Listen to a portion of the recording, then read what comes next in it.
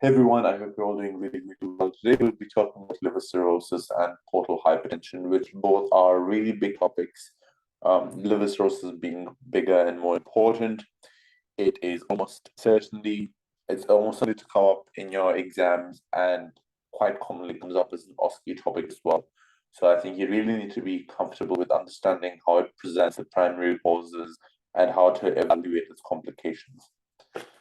We'll start with just a very brief description of the liver. I'm sure you all know what the liver is at this point. It's present between T7 to T11, which is, I guess, more relevant from an anatomical preclinical perspective, but I'll put that in regardless. Most of it is in the right upper quadrant, but with cases of hepatomegaly, it can extend inferior medially.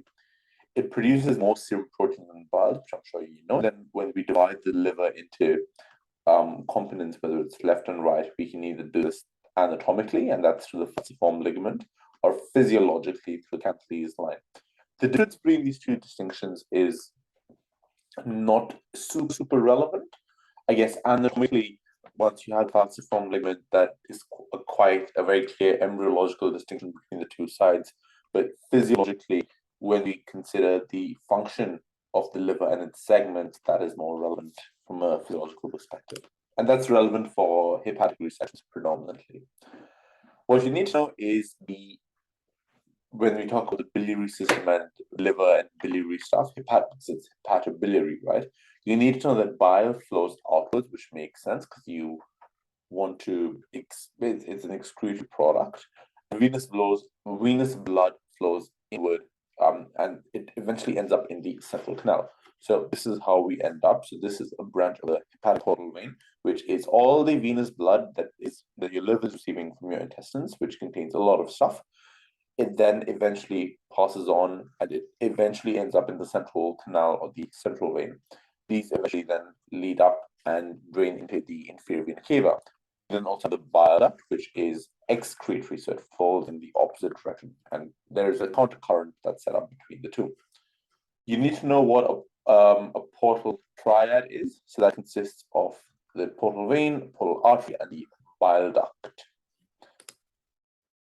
Moving on, we will talk about liver cirrhosis. So I think we know what liver cirrhosis is broadly. I'm sure at this point in the year you'd be comfortable with this, but why does this happen? Well, we obviously know that the liver can regenerate itself, but why, under what circumstances does this not tend to be the case? The two things you need to consider is time and degree of insult. So with both low-level insult over long periods of time, you can regenerate. With a high insult, acutely, you can regenerate, but with things that are often longer and quite inflammatory and a high degree of insult, you often have chronic changes that are often irreversible. Now, the reason why liver cirrhosis is so problematic and why we can't really go back from liver cirrhosis to a previous state is the disorganization that happens within the parenchyma. If we go and look at this system, but you have very clear drainage pathways. You have the portal vein, the hepatic artery, all draining in the central canal. You have the bile duct that's flowing outwards, and you have these hepatocytes in between. All this is a nice organized network, and obviously you want these elements and these factors to remain in their own respective channels, right? Because if you have bile that's in here or blood in the bile, it's obviously not going to be good. You're going to lose function. Similarly, if bile starts seeping and draining into the hepatocytes around it, that's going to cause degeneration and inflammation. What happens is if you have an insult and that's coupled with fibrotic change, it results in a very disorganized, chaotic pattern where you no longer have this nice organized hepatic triad system. Because of this, you then have the leakage of all these products in compartments where they shouldn't be, which is why once you have a certain stage of liver cirrhosis, it only progressively gets worse, and which is why it tends to be progressive and non-reversible. And therefore, you would basically see that presenting in two broad ways. Firstly, you would notice a drop in its production capacity. Firstly, as you know, the liver itself produces a bunch of stuff, and we'll talk about what those are in a bit. But you would notice a drop in its production capacity. But also, you would notice that it is no longer able to supply blood both to the liver itself and act as that nice channel for draining blood from the hepatic portal system into the inferior vena cava. And that's also really important because that ties in very closely with the second half of this presentation, that is portal hypertension. So what are the causes of liver cirrhosis? There are 4 leading causes they should absolutely know off the top of your head. This will come up and you will be asked this at some point. And these causes in Australia, in the order of prevalence, are NASH, so non-alcoholic steatohepatitis, alcoholic steatohepatitis, viral hepatitis, and hemochromatosis. If we just break this down, non-alcoholic steato, meaning fat, hepatitis, meaning inflammation of the liver. So it's fatty liver disease, that's non-alcoholic, and we know that you can also have alcoholic fatty liver disease. One thing that is quite commonly see with theriates is that when we talk about differentials and you talk about hepatitis, most commonly you may be referring to viral hepatitis with Hep B, Hep C, Hep A, whatever, but you really need to specify your differential being viral hepatitis, because hepatitis is very generic and doesn't tell you much, because you can have non-alcoholic, alcoholic, steato. So if you suspect kind of your differential being kind of Hep A, Hep B, Hep C, please mention viral hepatitis. Bit of a tangent, but quite common exam or ski kind of situation question.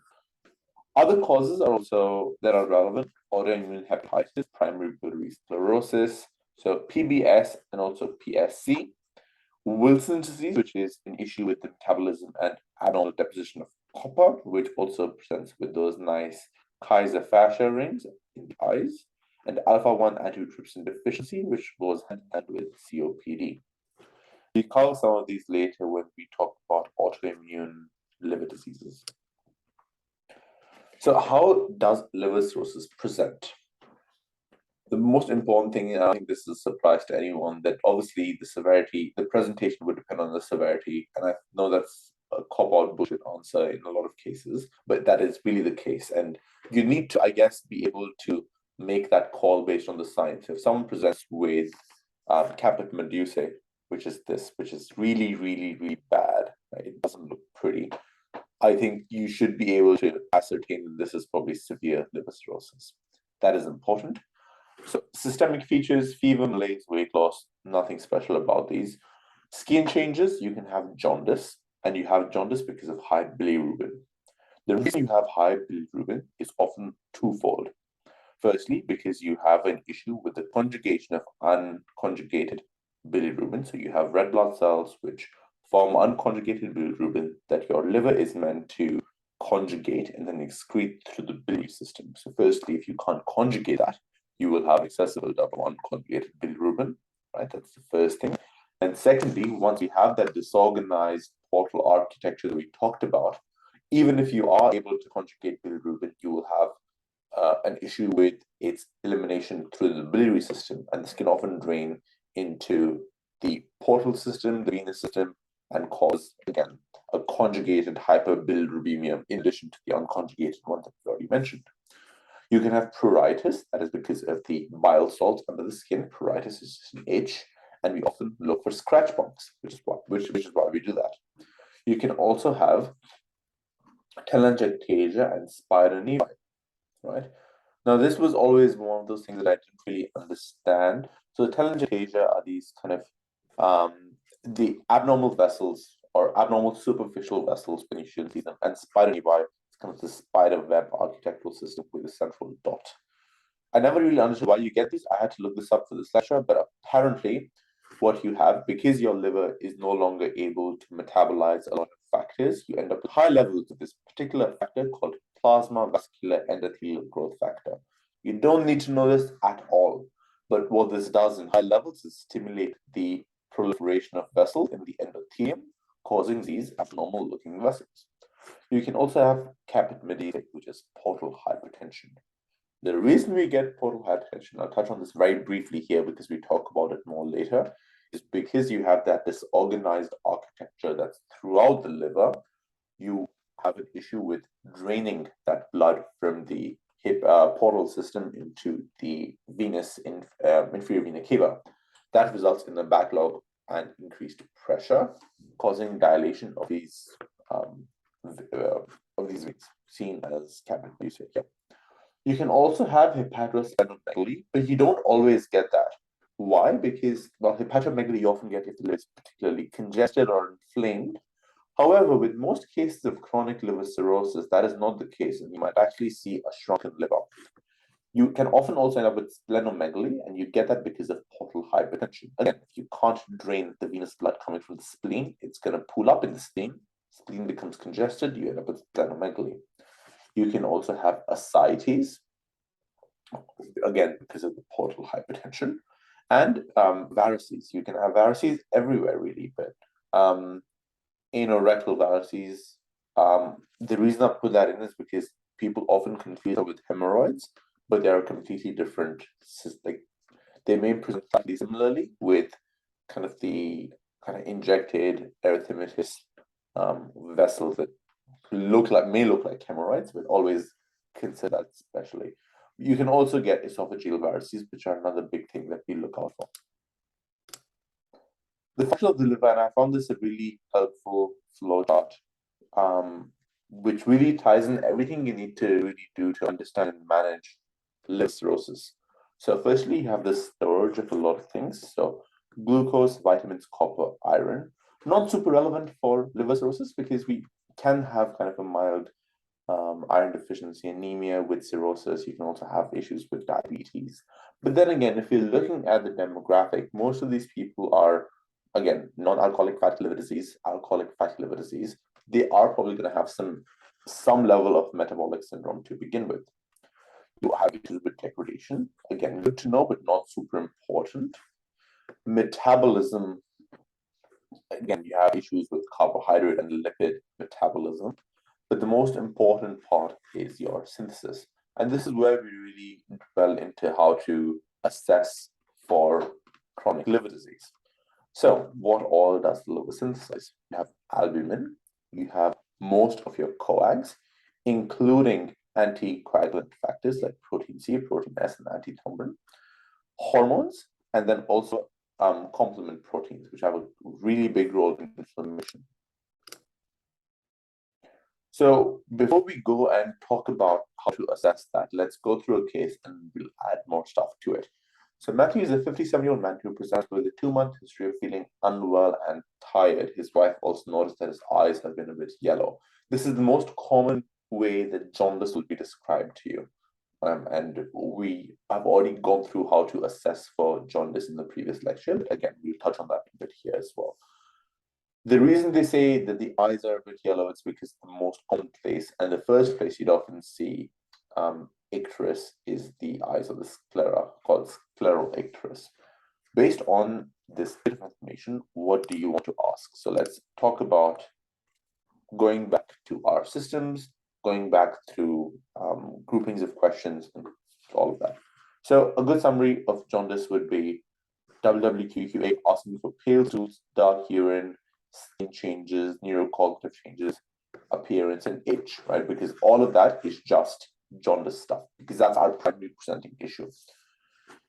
If this is a liver issue, right, because this is the talk on liver cirrhosis, so it's going to be, if it's a liver issue, is it acute or chronic? You want to establish timeframes really early on.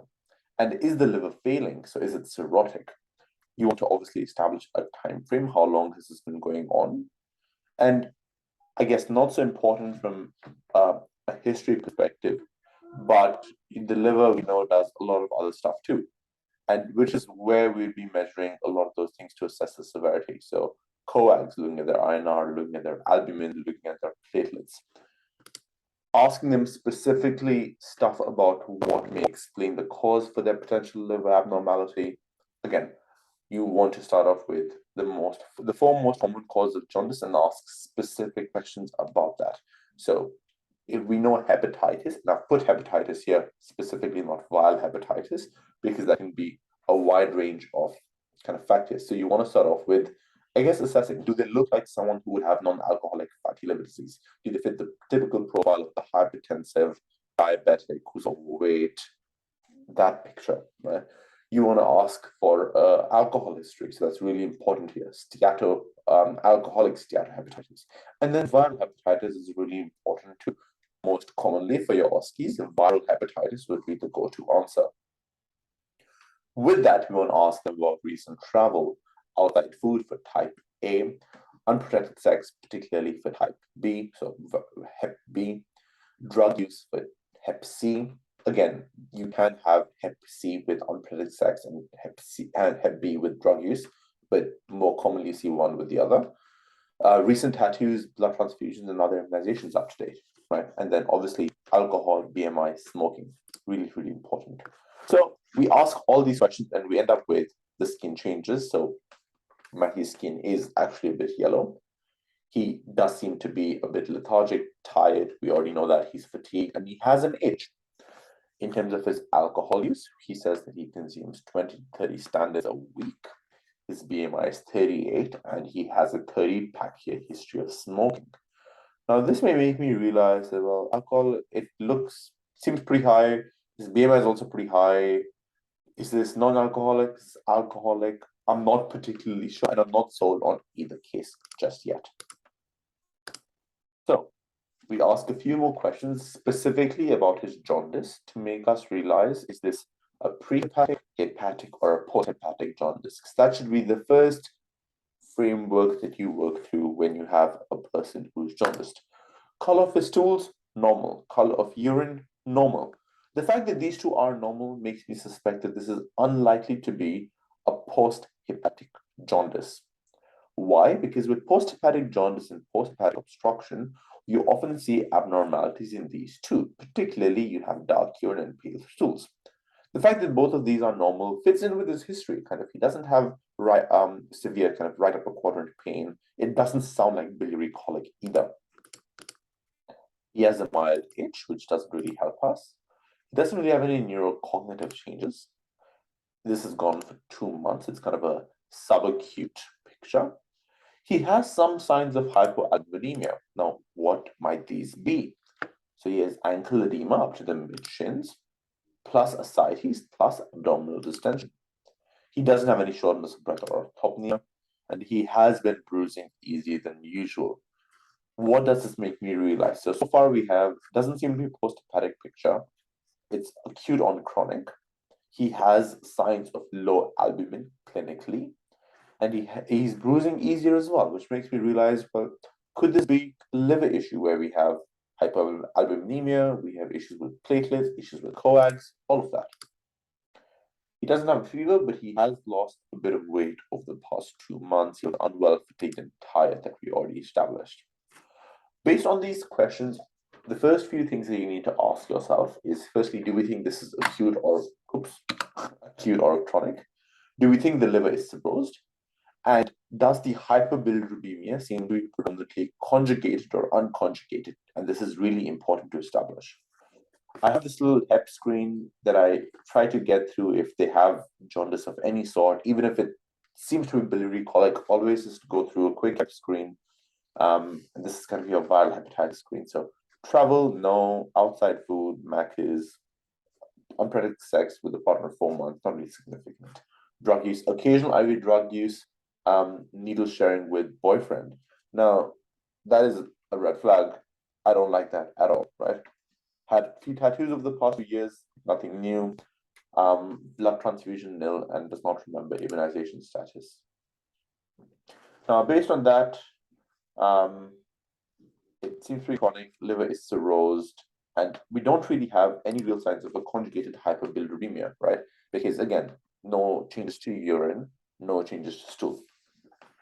What investigations would you like to consider? This is going to be the first question you will always be asked in an OSCE after you present your top differentials. So for this patient, we'll be ordering, well, in an OSCE, it's always good to say why, just general information instead of just saying baseline, because examiners don't like the term baseline. FPE LFTs. Now, the LFT use here is slightly controversial, I have to admit. LFTs or liver function tests, a bit of a misnomer because they aren't really a representation of liver function. They are a representation of liver injury or liver inflammation. Your ALT, AST, GGT, ALP are all factors produced by either the liver or the biliary tree that, if they were to be in higher levels, just indicate that that's leaking from the liver or from the biliary tract. It doesn't mean that the liver is non-functional. It just means the liver is irritated, angry, and injured. You want to do UECs for electrolyte imbalances as well as albumin, which is important. You also want to check for hepatitis serology, and hand in hand while you're doing that, it's always also a good idea to check for other kind of infective etiologies like HIV, CMV, EBV. Ultrasound would be a really good way to start in terms of baseline imaging. Plus, you can do a FibroScan if you're pretty convinced this person is cirrhotic.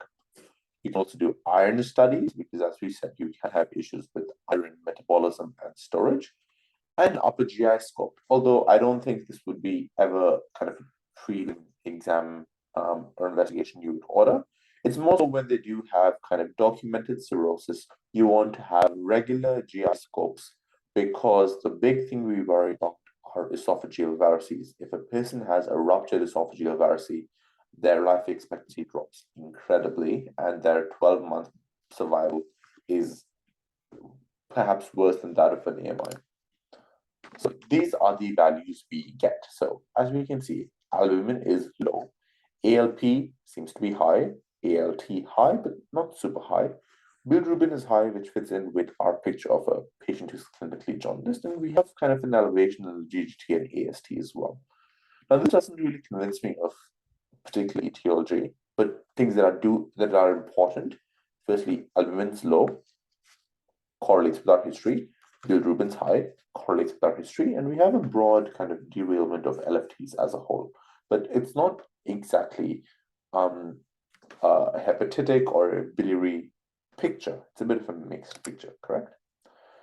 Now, the way to interpret LFTs and interpret investigations as a whole, I will go through kind of a bit of a tweet at some point on how to, I guess, interpret investigations well, because what most commonly people do, and it seems quite logical, as you go down the list and albumin's low, ALP is high, AST, XFAG, yep, and you go through a list and interpret everything individually, but you never actually end up interpreting the entire picture of what the test is meant to represent, which is why I always advise that if you do see an LFT or something that's complex, slightly complex, just take a minute. It's completely okay to take 20, 30 seconds just looking at this, and then provide something that encapsulates all of these tests into one thing. So an example of something you could say would be, looking at Matthew's LFTs, I can see a gross derangement of all liver enzymes, particularly GGT. That's quite off. Additionally, the AST to ALT ratio points towards an alcoholic liver disease picture. This is consistent with his history. We also have a high bilirubin, which fits in since he's clinically jaundiced. We also see a low albumin of 30, indicating that his liver function is suboptimal and could therefore be potentially cirrhotic. By doing so, I've not only captured what the tests are, I've tied it in with his history, I've discussed what makes sense, what doesn't make sense, right? Because if he's jaundiced and his bilirubin is normal, that doesn't make sense, right? So indicate if it makes sense. And I've also briefly touched on potential etiologies. Now, obviously, knowing that AST to ALT, the ratio points to an alcoholic picture, that is something that you may or may not know, but even if you don't know it, that's completely fine. You can just exclude that part. But that would be a good way to go about it compared to just interpreting each value in isolation. And going through the cases, so you have a healthy liver, you then have the steatosis or inflammation, and then fibrosis. Once you progress onto cirrhosis, that often is non-reversible, right? And then you can also have HCCs or hepatocellular carcinomas, because you have a high level of disorganized architecture coupled with inflammatory enzymes constantly leaking into that parenchymal space. And again, you will be asked, what are the four main causes of chronic liver disease? Alcoholic fatty liver disease, non-alcoholic fatty liver disease, chronic viral hepatitis, and hemochromatosis. Please know this by heart. A good way, the way we can categorize the stages of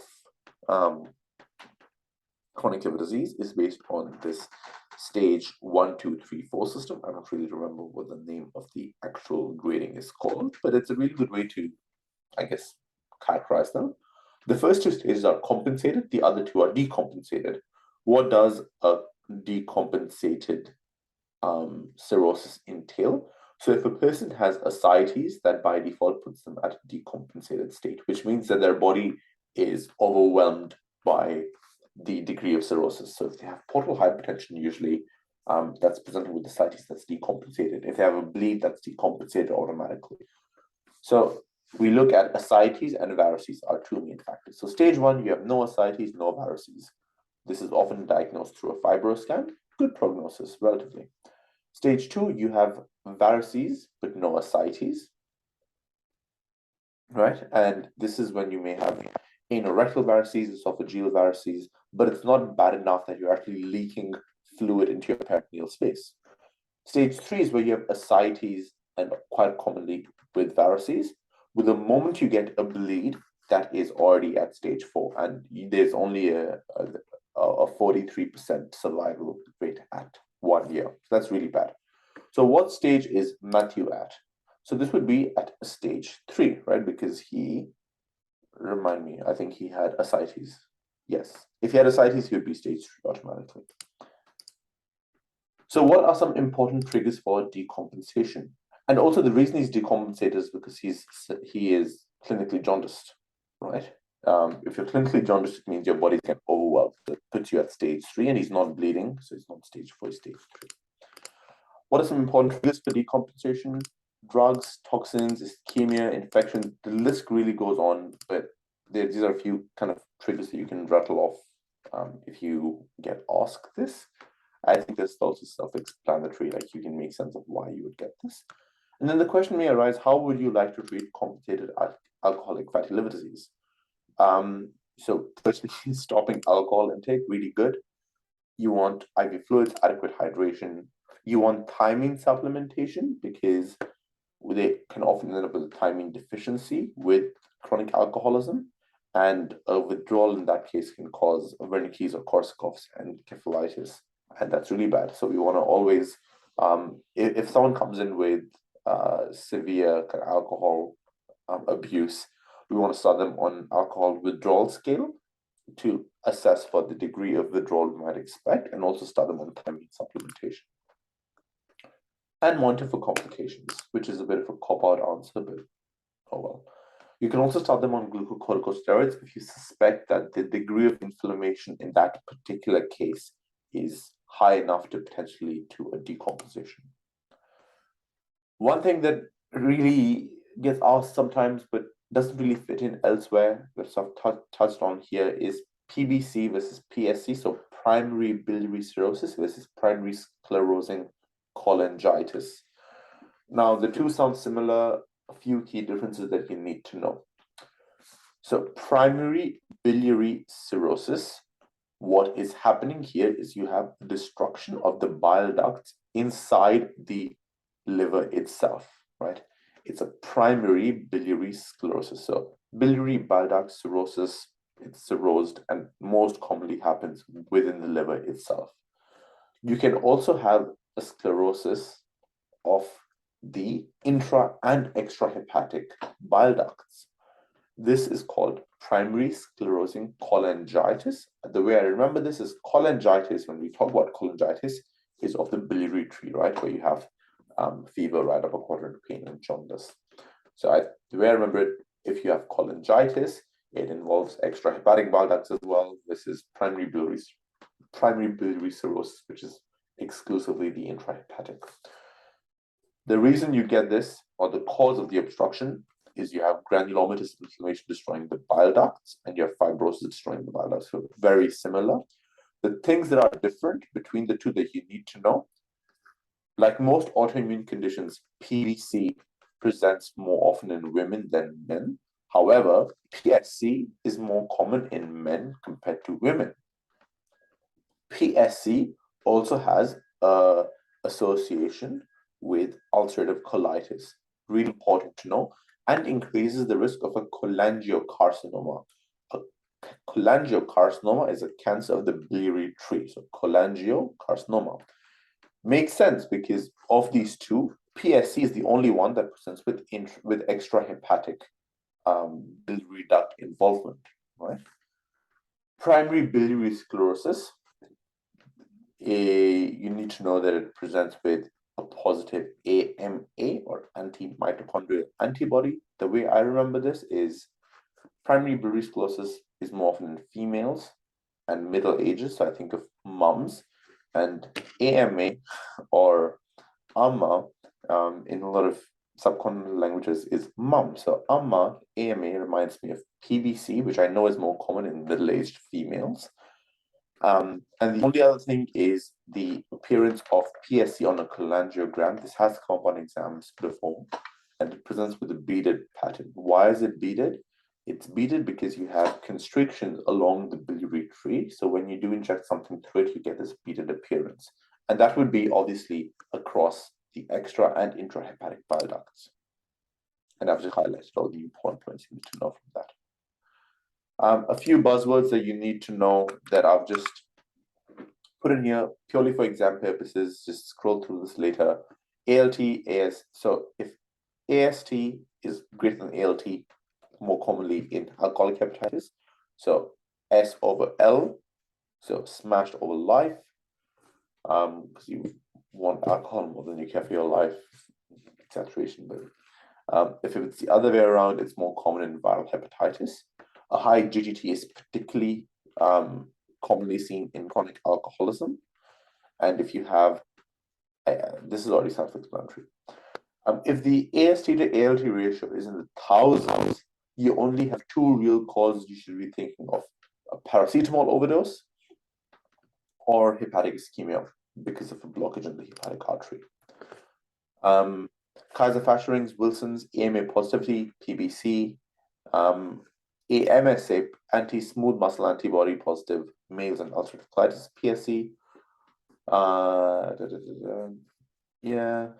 Pan-associated emphysema plus cirrhosis, so it's a combination of COPD and liver cirrhosis, is alpha-1 antitrypsin deficiency.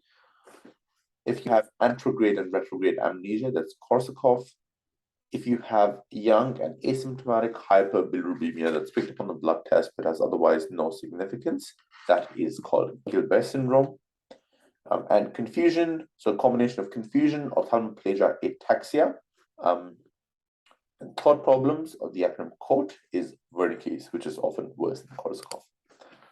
Now let's talk about portal hypertension. This shouldn't take too long, but what you need to know is that the liver has a dual supply, right? So it receives blood, firstly, from your aortic supply, but it also receives blood from the portal venous system. What is the portal venous system, you may ask? So you eat your food, right, and it gets absorbed. All the nutrients and everything you eat, including drugs, toxins, whatever, passes through the liver before it enters systemic circulation. This is where you have all your metabolic processes, your gluconeogenesis, your lipolysis, and so on. So basically, you have these three different arteries. You have the superior mesenteric, which is this one. You have the inferior mesenteric and the splenic. These are the three main arteries that combine to form your portal venous system. You can then also dive in and talk about, well, there's a superior mesenteric, inferior, splenic, left colic, superior, not important. Unless you're a surgical doctor, you don't need to know this. Just know splenic, superior mesenteric, and inferior mesenteric.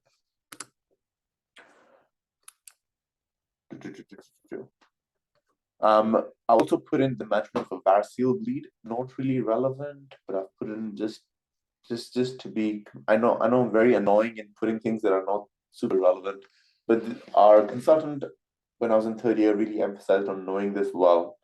So I've put this in regardless. And wait, what did I miss? Oh, I missed a slide. I was wondering how did I miss the slide that I wanted? Okay, so what's happening in the portal venous system, and why do we end up with portal hypertension? In normal circumstances, we have blood that should flow normally through the liver and enter the inferior vena cava. If you have cirrhosis of the liver, if you have an obstruction anywhere, you will end up with a backflow of blood and increased pressure in these vessels. That increased pressure or hypertension is called portal hypertension because it's in the portal system, and that causes a few issues. The backflow of blood causes dilations of the end vessels. So wherever you have end vessels, you will see dilated vessels or varices, right? Few common sites where these do happen, where you have these rich vascular beds, are the two ends. So you have firstly esophageal varices that end up here. You have anorectal varices that end up here. And the more superficial vessels present with your capillary medusae that we've already talked about, right? And those are the three main systems where you end up with varices in portosystemic anastomoses. Why are they called portosystemic anastomoses? Because these are the sites where you have kind of a dual system of both vessels from the portal system, but also the systemic circulation. I'm out of breath. You also need to know about esophageal varices in particular, the vessels that are involved. So it involves most commonly the left gastric and the esophageal vein. And if ruptured, how would it present? It can present with signs of hemorrhage, so a swift clinical deterioration where they are unstable, hypotensive, tachycardic, but also anemic. They can also have melena because by the time that blood ends up, so upper GI bleeds present with melena, you know that, and hematemesis by throwing up blood. Cause of portal hypertension that you need to know, the most important one will almost always be cirrhosis, but you can also have prehepatic thrombosis. When I say prehepatic thrombosis, I mean you have a thrombus before it reaches the liver. So somewhere along here, you have a thrombus, and that's commonly called Budd-Chiari syndrome. Yes, okay. Schistosomiasis is a parasitic infection. Again, if you have parasites in your portal system, that's going to cause blockage and increased backflow. Sarcoidosis because of abnormal depositions. Myeloproliferative diseases because it causes increased cell turnover, increased risk for clots. Congenital hepatic fibrosis, again, your liver is just fibrosed versus cirrhosed. And then you can also have other kind of post-hepatic issues where the issue is actually above. So if the issue is up here, after it leaves and to enter the inferior vena cava and there's a blockage there, that also is going to cause the backflow. So Budd-Chiari syndrome that I mentioned, right heart failure can also cause portal hypertension. Constrictive pericarditis, veno-occlusive disease. So anything that's blocking the flow of blood from the liver into the right-sided heart would present with portal hypertension. And that's all you need to know about this, really. The only other thing that is worthwhile knowing, but it's quite niche, is how you would manage it. So you can often do a procedure where you might just bypass, if you know the issue is at the liver, right, and this is where the blockage is, you can often do a bypass between the hepatic output and the entry of the hepatic portal vein, and that can often relieve that pressure. That's all you need to know. And that is all we had for today. Sorry that went on for a bit long. If you have any questions, please feel free to message me privately or reach me on my email. And as always, please look after yourself and look after your loved ones.